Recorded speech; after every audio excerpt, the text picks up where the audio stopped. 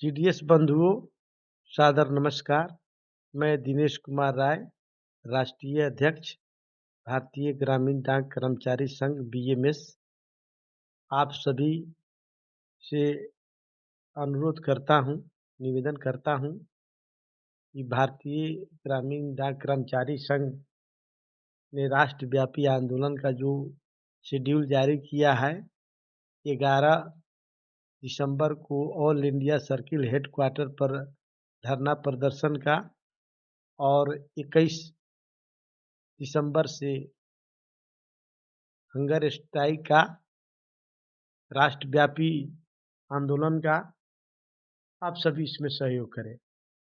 जैसा कि आप सभी जानते हैं और यह सर्वविदित है कि भारतीय ग्रामीण डाक कर्मचारी संघ 11/6/2023 को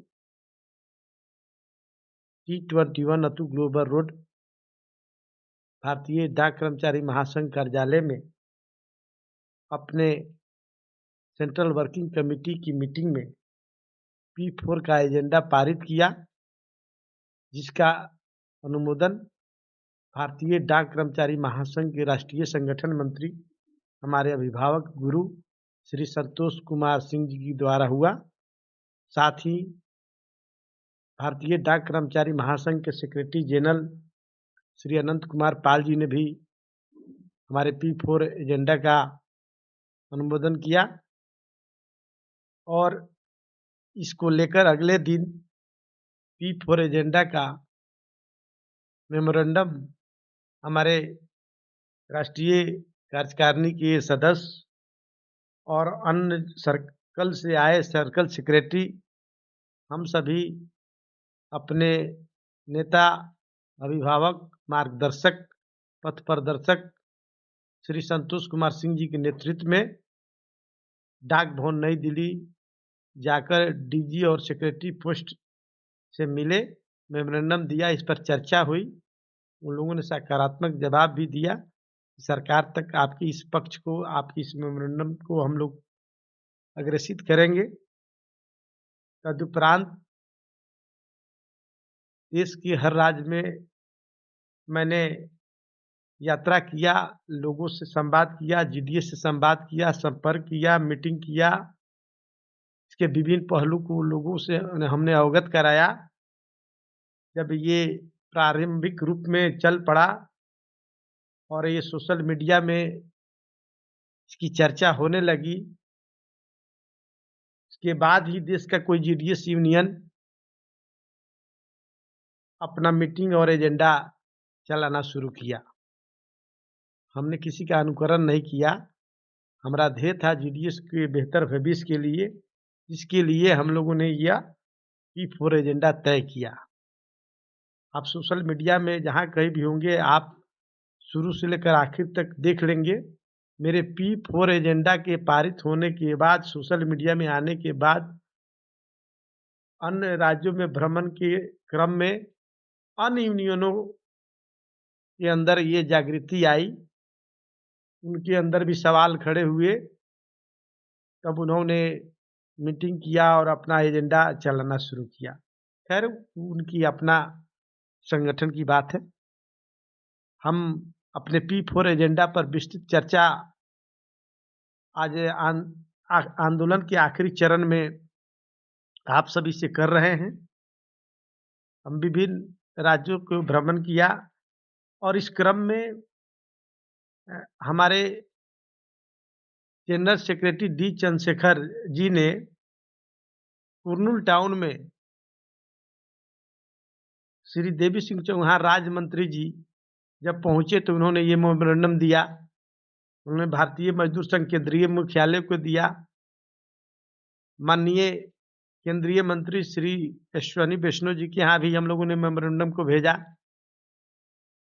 और ये कारवां हम लोगों का चलता रहा। बीच के दिनों में कुछ साथियों ने जो है हमारे संघ से और इस मुद्दे में संशोधन करने का प्रयास किया, संवाद करने के द्वारा, जिसमें मैं एक सेतु के रूप में, सेतु मतलब पुल के रूप में कार्य कर रहा था। दुर्भाग्यवश वह वार्ता सफल नहीं रहा। उस दुर्भाग्यपूर्ण घटना की मैं यहाँ चर्चा करना मुनासिब नहीं समझता हूँ। भविष्य के गर्भ में है, कभी समय आएगा विस्तृत चर्चा होगी। वर्तमान में यही अपेक्षा आप सभी से कर रहे हैं कि आप सभी के सामने शुरू से आखिर तक हर मंच पर मैंने P4 एजेंडा का बात रखा और इसके लिए आप सभी से सहयोग की अपेक्षा की, सहयोग माँगा। हमने कभी किसी को झूठी दिलासा देने का प्रयास नहीं किया, क्योंकि यह बीए में सांस्कृतिक राष्ट्रवादी संगठन है।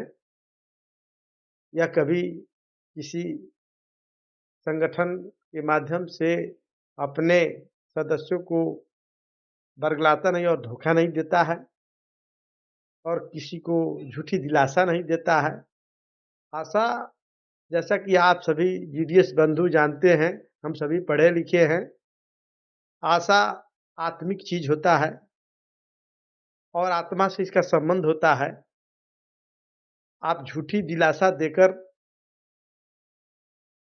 आगे चलकर आपके क्रियाकलापों से किसी का आशा और विश्वास टूटता है, तो उसकी आत्मा से एक आह निकलती है, बदुआ निकलती है, जो आशा देने वाले का भविष्य और उसके सपनों को